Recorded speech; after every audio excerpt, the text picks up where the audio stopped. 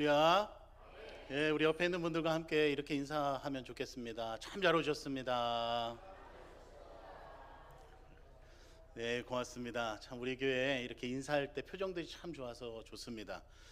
인사 시킬 때 진짜 많거든요. 근데 인사할 때마다 환영합니다, 뭐 축복합니다, 반갑습니다 할 때 다 이렇게 인상 쓰고서 막 하시거든요. 근데 우리 교회 성도들은 이렇게 웃으면서 해주셔서 시키는 입장에서 너무 좋습니다. 한 번만 더 하시죠. 참 잘 오셨습니다. 네, 고맙습니다. 오늘 우리가 이 요한복음의 말씀, 특별히 우리가 잘 아는 오병이어의 말씀을 가지고 함께 은혜를 같이 나누려고 합니다. 여러분들 이런 표현을 좀 들어보셨는지 모르겠습니다. 맹점, 뭐 영어로 책도 나왔는데요. 그 블라인드 스팟이라고 해서 맹점 또는 사각지대를 의미하는 그런 표현입니다. 근데 이 블라인드 스팟이라는 것이요, 그냥 단지 어떤 사각지대, 잘 안 보이는 지역에 대한 이야기만이 아니라 우리 생각의 한계에서도 우리가 어느 부분을 놓칠 때 블라인드 스팟이라는 표현을 쓰기도 합니다. 또한 잘 들리지 않는 장소에서도 그 블라인드 스팟, 그래서 맹점, 여기는 사각지대입니다, 이런 표현들을 우리가 쓸 때가 있더라는 거예요. 물건이 있는데요, 물체가 있는데도 볼 수 없는 좁은 영역, 그것을 의미한다고 합니다.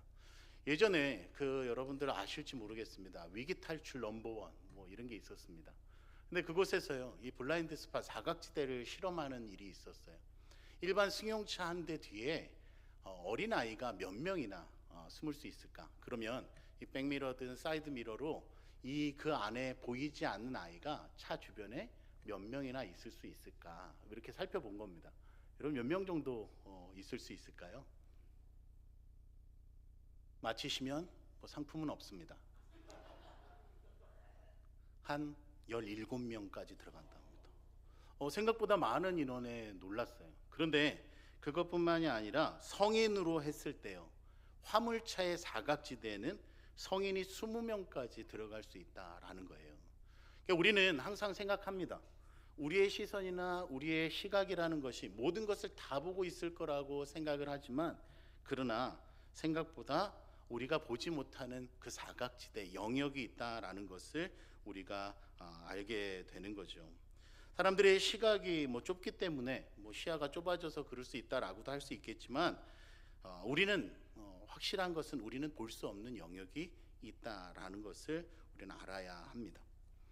오늘 이 블라인드 스팟, 맹점, 사각지대 이런 표현들을 가지고 오늘 이 오병이어의 이야기를 좀 나누려고 합니다. 여러분, 이 오병이어의 사건은요, 사복음서 전체에 기록이 되어 있습니다. 그렇다면 사복음서 전체에 기록되어 있으니까, 네 군데 다 기록되어 있으니까 이 본문이 굉장히 중요하겠구나, 이렇게 생각할 수 있겠지만 아니요. 순서를 바꿔야 됩니다. 이것이 다 있기 때문에 중요한 게 아니라 중요하기 때문에 들어가 있는 본문이라고 봐야 되는 거죠. 그래서 우리는 유독 이 오병이어의 사건을 예수님의 이야기 가운데 조금 더 많이 살펴보고 생각해 보아야 되는 것이 맞습니다. 오늘 여러분들과 함께 나누어 보고자 합니다.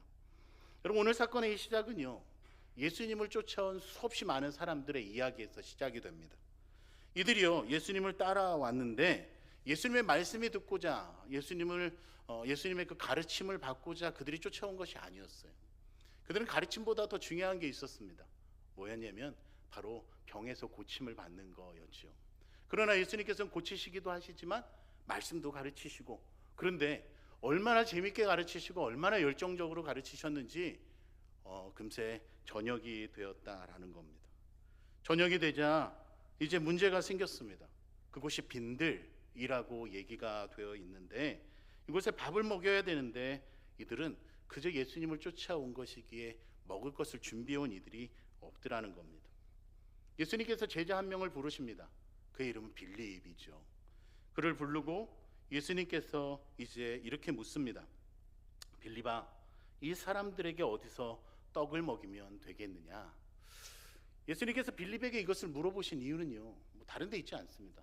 바로 그 지역 사람인 벳세다 사람이었던 이 빌립에게, 어찌 보면 이런 거죠, 지역 전문가요, 그에게 물어보는 겁니다. 그런데 단지 예수님이 빌립에게 그 지역 전문가이니 빵을 만들어내라 라고 이것을 질문한 것은 아니었어요. 여기에 예수님의 목적이 있더라는 겁니다. 그래서요, 예수님의 말씀에 오늘 우리가 읽었던 6절 말씀에는 이런 표현이 되어 있어요. 이렇게 말씀하시면 친히 어떻게 하실지를 아시고 빌립을 시험하고자 하심이라. 뭐라고요? 시험하고자 하셨다라고 되어 있습니다. 그렇다 그러면 이것은요, 직역하면 이런 표현이 됩니다. 예수님이 이것을 말씀하시면 빌립을 드러내려 합니다. 왜냐하면 예수님이 그가 어떻게 행동하실지를 아셨기 때문이다라는 거예요. 이 말 그대로를 본다면 시험하시려고 하셨다. 그러면 예수님께서 빌립에 대해서 또는 우리의 삶에 대해서요, 무엇인가를 시험하시려고 하신다. 그러면 너가 잘 보는지 안 보는지, 이 문제를 잘 풀어내는지 안 풀어내는지 우리들에게 점수를 매기시려고 하시는 건 아니실 거라는 거예요. 여러분, 우리가 아이들이 학교에서 시험을 봅니다. 그리고 그 아이들이 시험을 보면 우리는 무엇에 제일 관심이 많죠? 등수요. 그래서 아이들이 A뿔을 받았는지 한우천 2+를 받았는지 뭐 등등이요. 등급 매기는 것에 관심이 있을 뿐 그 시험을 통해서 이 아이가 뭘 모르고 뭘 아는지는 별로 관심이 없을 때가 많더라는 겁니다. 마찬가지예요. 오늘 예수님께서 오늘 시험이라는 것을 빌립에게 하실 때는 그의 등급을 매기기 위함이 아닙니다. 뭐요? 그가 뭘 모르고 있는지, 뭐를 알고 있는지, 그의 생각과 가치관은 어떤지, 그가 믿음으로 이 문제를 대할 건지, 아니면 그는 현실적인 방법으로 이 문제를 해결할 건지를 보기를 원하셨다라는 겁니다. 무엇을 보고 있는지, 무엇을 알고 있는지, 그것을 알게 하는 것이 오히려 더 정확한 목적이었다라고 보는 것이 옳겠습니다. 빌립아, 어디서 떡을 사서 이 사람을 먹일 수 있겠느냐? 이 질문이 어려운 질문이 아닙니다. 굉장히 상식적이고 쉬운, 어찌 보면 질문입니다. 아주 계산적이라면요, 이 질문의 대답은 쉽지요. 어떻게 합니까? 여기 지금 몇 명이 있습니까? 이 몇 명의 한 사람당 식수 인원에 얼마 정도의 값이 필요합니다. 그러니 이렇게 하면 되겠습니다. 뭐 이런 상식적인 대답을 내놓을 수 있더라는 거예요. 빌립은 그랬습니다. 최소한으로요, 액수를 잡았죠. 그리고 예수님께 이렇게 대답합니다. 200데나리온의 비용이 필요합니다. 그럼 한 데나리온은 하루 품삯이라고 봐요. 그러면 뭐 요즘 같은 때 더 받을 수 있겠지만 그냥 평균적으로 한 10만 원이라고 친다면요, 200데나리온이면 얼마죠? 2천만 원 정도 되는 거 아니겠습니까? 근데 그 비용이 필요하고 그 비용만 있으면 빵을 구할 수 있다? 그것도 아닙니다. 200데나리온 어치의 빵을 구할 수 있느냐? 그렇지도 않은 거죠. 그러나 그가 이렇게 단순 계산, 상식적인 계산, 또 현실적인 계산을 하고 그가 대답을 하지만 문제는 뭐예요? 돈도 없고요, 그 빵을 살 곳도 없다라는 겁니다. 여러분, 문제가 발생한 거죠. 그리고 빌립은 얘기한 겁니다. 예수님, 200데나리온의 비용이 필요합니다. 그 얘기는 뭐냐면요, 이런 거죠. 예수님, 이 문제는 해결할 수 없습니다. 제일 좋은 거는 이들로 그냥 돌아가 자기 집에 가서 밥을 먹게 하는 것이 맞겠습니다. 그 지역 전문가인 빌립이요, 안 된다라고 지금 이 문제에 대한 대답을 주고 있습니다. 여러분, 그런데요, 이 빌립이 이렇게 예수님과 대화할 때 한 제자가 다가옵니다. 누구였죠? 안드레요. 안드레가 예수님께 다가오면서요, 한 아이를 데리고 옵니다. 그리고 그 아이 데리고 와 예수님께 이렇게 얘기하죠. 예수님, 여기 한 아이가 있습니다. 이 아이가 보리떡 5개 그리고 물고기 2마리가 있습니다. 여러분, 이렇게 갖고 왔을 때 안드레가 오늘 본문 안에서 칭찬을 받습니까? 칭찬을 받았나요? 잘 한번 살펴보시죠. 안드레야, 그렇지, 내가 원한 게 바로 그거야, 뭐 이렇게 얘기하지 않으시더라는 거예요. 그럼 뭡니까? 안드레도 지금 예수님께서 하시는 이 질문에 대한 답을 잘 모르고 있더라는 거죠. 뭐냐면 이런 겁니다. 예수님, 여기 보리떡 5개와 물고기 2마리가 있습니다. 우리가 가진 건 이건데 이 적은 양으로 무엇을 할 수 있겠습니까? 이것이 이 많은 사람들에게 어떻게 대안이 될 수 있겠습니까? 이것으로는 문제가 해결될 것 같아 보이지 않습니다. 이렇게 얘기하는 겁니다. 그렇다면 여러분, 빌립은 이렇게 대답한 겁니다. 문제가 발생했습니다. 그리고 자신의 한계에 부딪혔을 때 절망해야 될 이유를 빌립은 이야기했어요. 200데나리온의 비용이 필요합니다. 그러나 우리는 그게 없습니다. 그리고 그 비용이 있더라도 떡을 살 곳이 없습니다. 그러자 안드레는 또 와서 얘기합니다. 예수님, 우리는 보리떡 5개, 물고기 2마리가 있습니다. 근데 이거는 턱이 없습니다. 우리는 포기해도 됩니다. 라고 얘기한다는 거죠. 그럼 어떻습니까? 제자들이 지금 예수님께 나와 하고 있는 얘기는요, 절망해야 되는 이유를 가지고 나온 거고요, 그리고 포기해도 될 만한 괜찮은 이야기를 가지고 나와서 그들은 예수님 앞에서 이렇게 얘기하는 겁니다. 예수님, 우리는 이 문제와 이 한계에서 절대 희망을 가져서는 안 됩니다. 저희는 그냥 포기하는 게 맞겠습니다. 이렇게 얘기하는 거죠. 여러분 어떻습니까? 상황, 이 모든 이야기는 절망의 편에 서 있는 것 같습니다. 심지어 그 절망이 얼마나 컸는지 이 이야기에서 예수님의 모습은 지워버리기에 충분해 보입니다. 여러분, 그런데 우리는 이런 삶의 모습들이 혹시 없습니까? 여러분, 그렇게 이야기해 본 적은 혹시 없으십니까? 야, 기도해도 되겠어? 하나님이셔도 이건 불가능하지 않으실까? 예수님이 오신다고 해도 여기에 기적은 일어날 수 있을까? 라고 우리들이 얘기하는 거죠.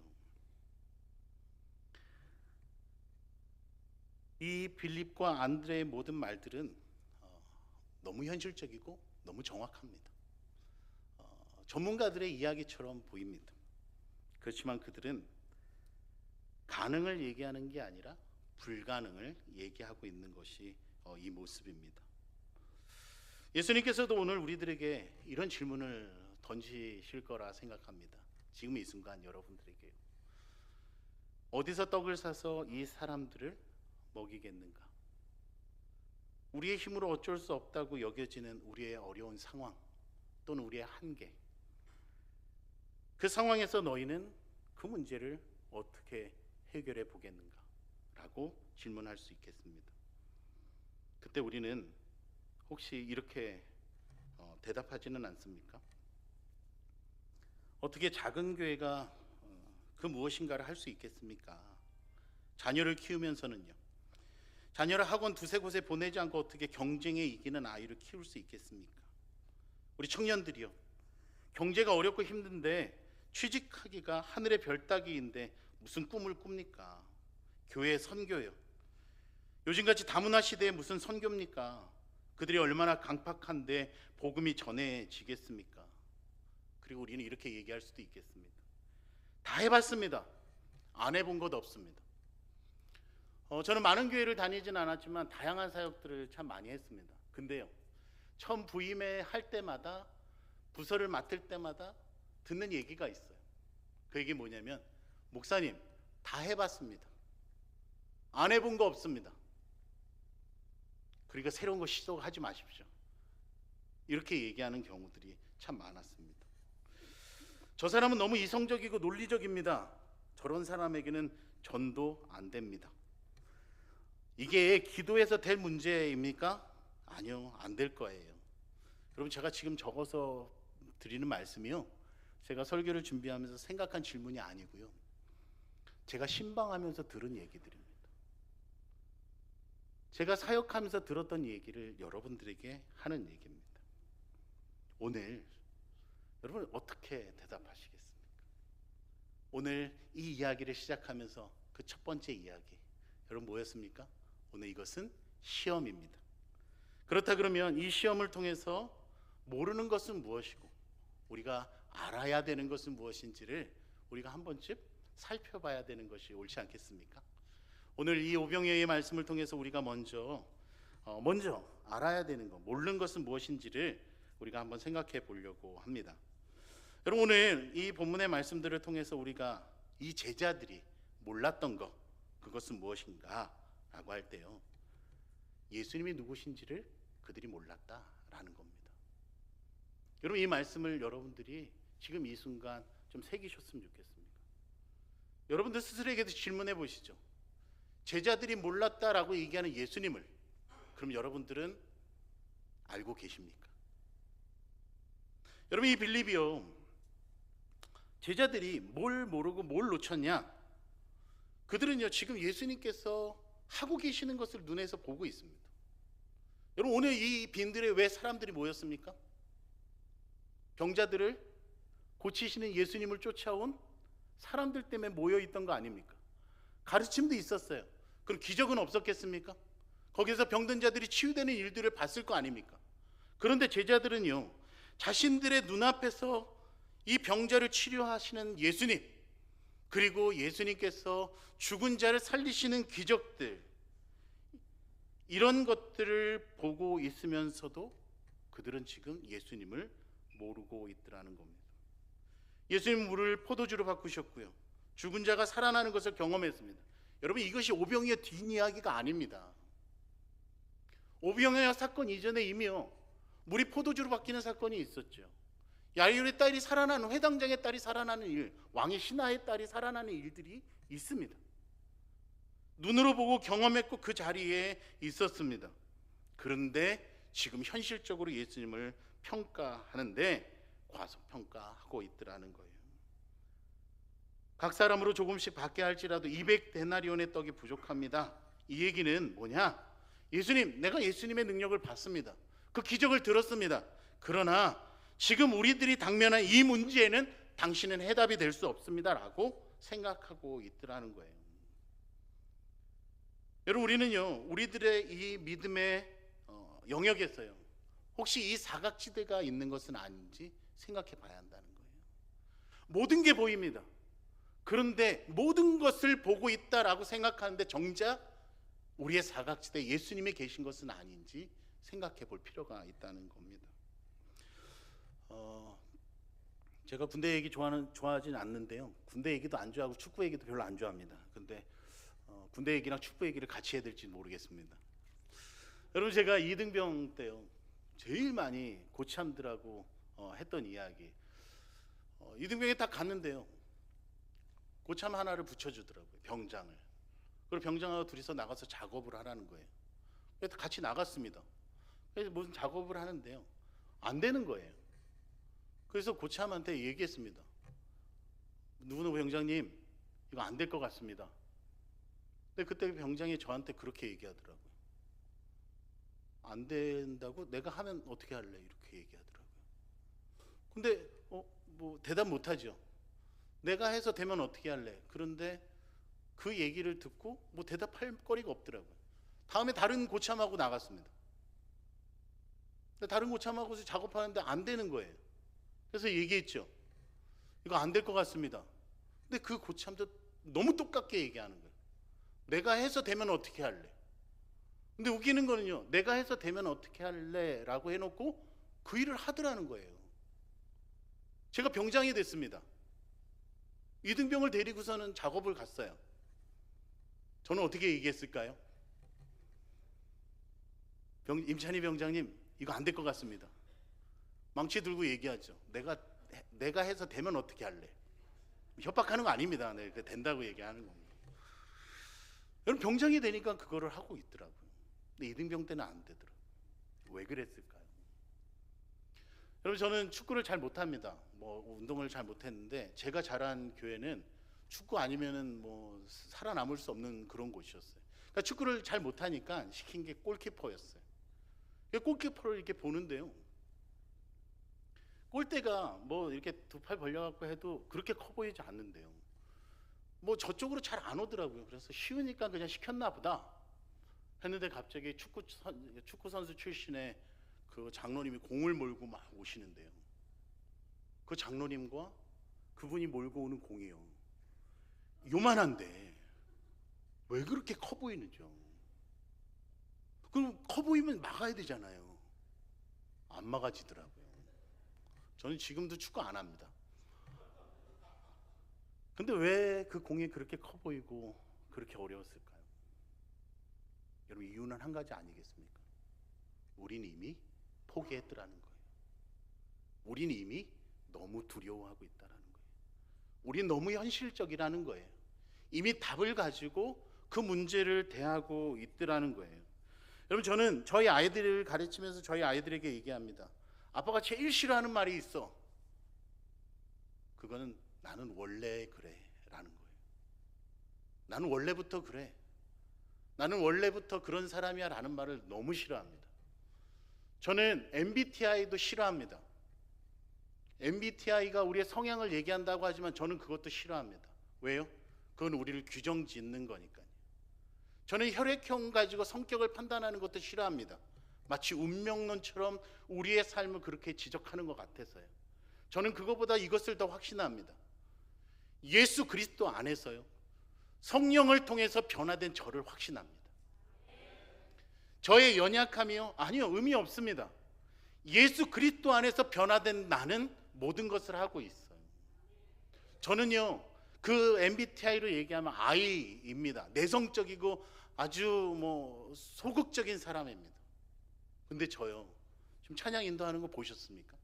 누가 저를 I라고 보겠습니까? 제가 지금 여기 가슴이 막 콩땅 뛰는 거 보이십니까? 저 설교할 때 엄청 떨거든요. 안 보이시나요? 저 원래 그런 사람입니다. 근데 어떻게 설교하냐고요? 예수 그리스도 안에서 성령을 통해서 변화된 저요, 변해가고 있는 저요, 거기에 확신하기 때문에 그렇습니다. 여러분, 우리가 모르는 것이 무엇입니까?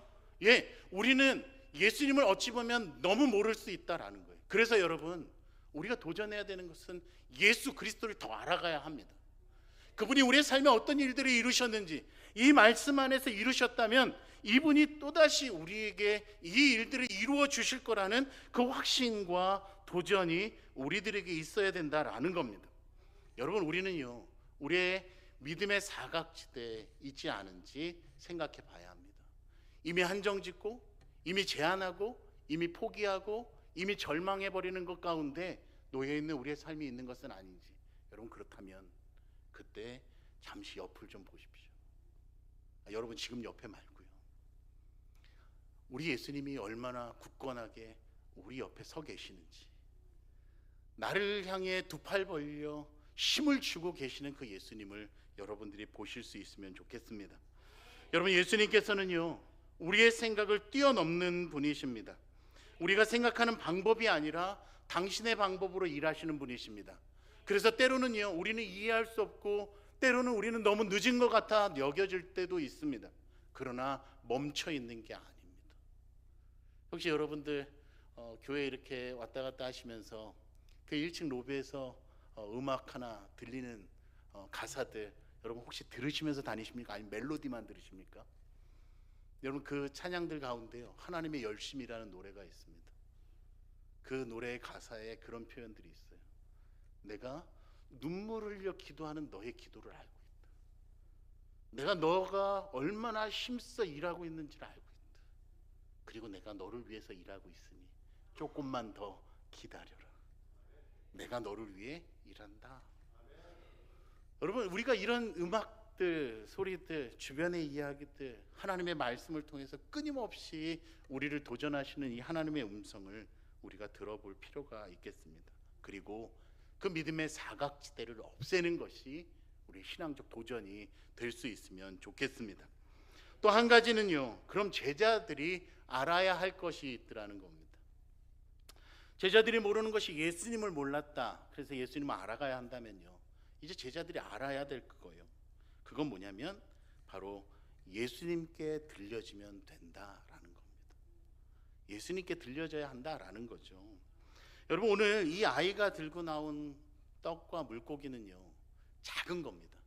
이 아이가요, 이 오병이어 기적을 일으킬 5천 명을 먹이고도 남을 만한 그런 물고기 2마리를 끌고 다녔던 게 아니라는 거예요. 그런 떡을 들고 다닌 것도 아닙니다. 작은 거예요. 그 아이 하나의 도시락이에요. 어찌 보면 말라 비틀어져 버린 거고요. 그리고 그 아이가 겨우 자기의 그냥 식사거리 정도 되는 양일 거라는 거예요. 그런데 여러분, 아이 혼자만 배부를 수 있었던 그것이요, 예수님 앞에 내어질 때, 그것이 예수님의 손에 들려졌을 때요, 그때 능력이 시작이 되더라는 겁니다. 예수님의 손에 놓여질 때 의미가 생기더라는 겁니다. 그리고 우리가 생각하지 못한 당신의 방법으로 일을 시작하는 것을 우리는 볼 수 있습니다. 제가 신대원을 준비할 때요, 2004년에 신학교 학부를 졸업하면서 바로 신대원 시험을 준비했었습니다. 그런데 쉽게 생각했어요. 그냥 뭐 학부 4학년이긴 하지만 그냥 공부해서 시험 보면 합격하겠지. 그리고 뭐 스터디도 하긴 했지만 그냥 학부 졸업하는 거, 뭐 논문 마무리하는 거 하면서 이제 신대원 시험도 봤죠. 근데 1차 결과가 나왔습니다. 근데 떨어졌어요. 그냥 그 상황에서요, 그냥 뭐 신대원 시험은 내가 2005년에 제대로 준비하려고, 2004년에 제대로 준비하려고 했으니까 이 학부 4학년 때 보는 거는 그냥 테스트지, 이렇게 생각해도 될 법한데요, 그게 잘 안 되더라고요. 왜냐하면 그때 같이 시험을 준비했던 친구 하나가 합격을 했거든요. 그 친구가 저보다 성경 시험을 더 잘 보거나, 그 친구가 저보다 더 영어 성적이 좋았거나 이러지 않았던 친구인데 그 친구는 합격을 하고 저는 떨어진 거예요. 그러니까 이 실망감이요, 막 이루 말할 수 없을 정도로 너무 큰 겁니다. 그러니까 하루는 그 실족감을 가지고요, 공부를 시작을 해야 되는데 실족감이 이게 막 몰려오니까 어떻게 해야 될지를 못하겠더라고요. 그래서 그냥 바닥에 누워서요, 벽에 기대어 TV 채널만 이렇게 돌리게 됐습니다. TV 채널만 열심히 돌리고 있는데 TV에서 갑자기요, 서울 동안교회 김영준 목사님이 무슨 청년들 대상으로 설교하는 장면이 나왔습니다. 뭐 설교 소리가 들리지는 않는데 근데 갑자기 그게 그냥 보고 싶더라고요. 그래서 틀어놓고 이렇게 멍하니 보고 있는데요, 근데 김영준 목사님의 설교의 마지막 부분이었습니다. 그분의 설교가 오늘 본문이었었어요. 그리고 그 마지막 메시지가 그거였습니다. 여러분들 말라버리고 비틀어져 버린 보리떡과 물고기 내놓기가 부끄럽습니까? 그것을 내놓아도 아무 일이 일어날 것 같지 않습니까? 또는 여러분들이 그 말라버리고 식어버려 비틀어진 그 떡과 물고기 같습니까? 그게 더 이상 나를 통해서는 일하지 못할 거야 라고 생각합니까? 예수님의 손에 들려주십시오. 그러면 그것을 통해 5,000명을 먹이실 겁니다. 얼마나 울었는지 모릅니다. 하나님 앞에 난 실패자인가? 새로운 꿈을 꾼다는 것이 어려운 것인가? 내 한계는 여기까지인가? 그렇게 장신대에 들어가는 것이 어렵다 그러는데 나도 그 어려운 그 틀을 못 넘어서는 건가? 다양한 생각들을 하고 있는데요, 근데 그 목사님의 설교에 위로가 좀 많이 됐습니다. 그렇습니다. 예수님, 저 말라버리고 비틀어져 버린 것 같은 인생입니다. 그러나 예수님, 나를 들어 5,000명을 먹이셨으면 좋겠습니다. 그런 소망이 생기더라고요.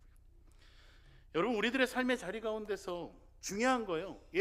내가 말라버리고 비틀어져 버린 이 보리떡과 물고기 같을 수 있습니다. 그러나 누구의 손에 들리느냐, 이것이 더 중요한 일입니다. 여러분, 삼손의 손에 들려졌던 나귀의 턱뼈요, 여러분 막 죽었어요. 아직 물기가 있습니다. 그냥 내려치면 그것은 그냥 부러지는 정말 무기로 사용될 수 없는 무의미한 무기였어요. 근데 하나님께서는 삼손의 손에 들려진 그 나귀 턱뼈를 통해 블레셋 1,000명을 죽이시고 전쟁을 승리하게 하십니다. 여러분, 어린 다윗의 손에 들려있던 물맷돌이요, 그냥 매끄러운 돌 5개요. 의미 없는 것일 수 있습니다. 근데 하나님께서 주의 성령에 임하시고요, 그의 손을 들어 그것을 돌려 사용하게 하셨을 때는 당대의 가장 뛰어난 장수라고 했던 골리앗을 돌 하나로 무너뜨리는 일이 됩니다. 목자의 지팡이요, 그걸로 뭘 할 수 있겠습니까? 그저 양들이나 엉덩이 쳐서 가는 곳 지정해 줄 수 있는 것밖에 안 되는 거지만요, 그 지팡이가 모세의 손에 들리고요, 여호와의 신이 그에게 임하자 여러분 홍해가 갈라집니다. 그것을 들어 반석을 쳤을 때 물이 나옵니다. 여러분, 기적은 그렇더라는 거예요. 우리가 생각해야 되는 것은 무엇이냐면요, 갈릴리 나사렛의 그 예수가 뭘 할 수 있겠냐가 아닙니다.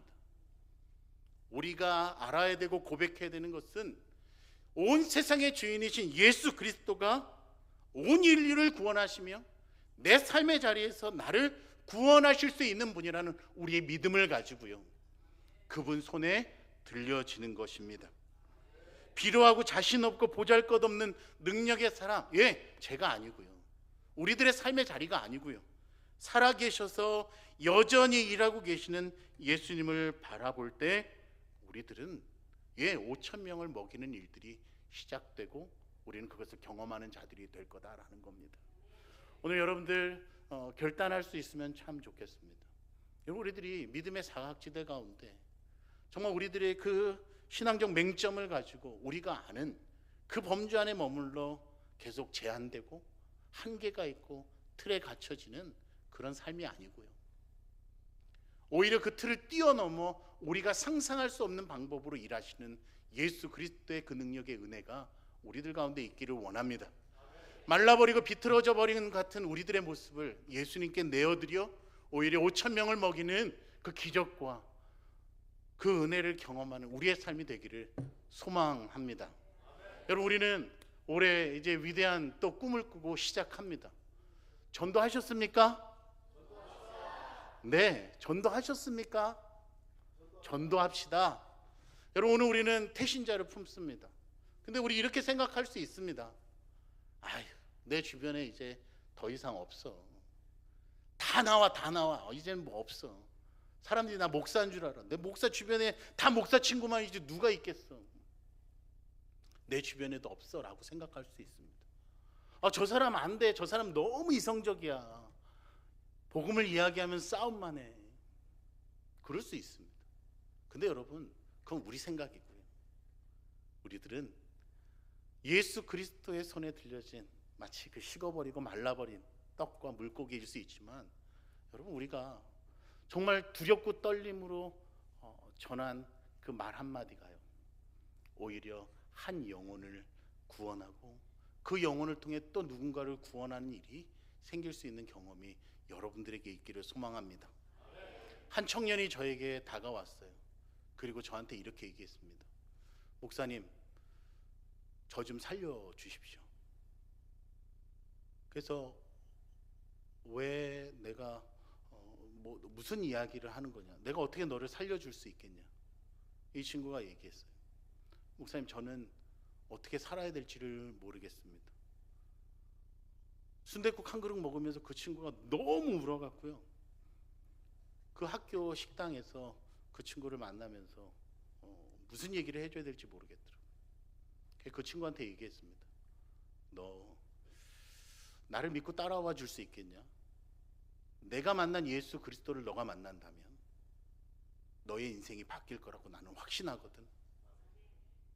그 친구가 그날 그 자리에서 결단했어요. 그리고 제가 청년 사역을 하는 7년 동안 제가 요구하는 모든 훈련을 다 받았습니다. 제자 훈련, 단기 선교, 해외 단기 선교, 엘더 훈련, 다양한 훈련들을 7년 동안 잘 받았어요. 그 친구가 지금은 다른 곳에서 다른 청년들을 살리는 친구가 되어 있어요. 저는 그것을 확신합니다. 우리가 만난 예수 그리스도, 그분을 우리가 소개하고 그분을 만난다면 그분들의 인생은 또 바뀔 거라는 거죠. 오병이어의 사건이요, 끝난 사건이 아닙니다. 지금도 진행될 거라고 생각합니다. 올해 우리 계룡 우리 교회 가운데요, 이 오병이어의 기적이 있기를 원합니다.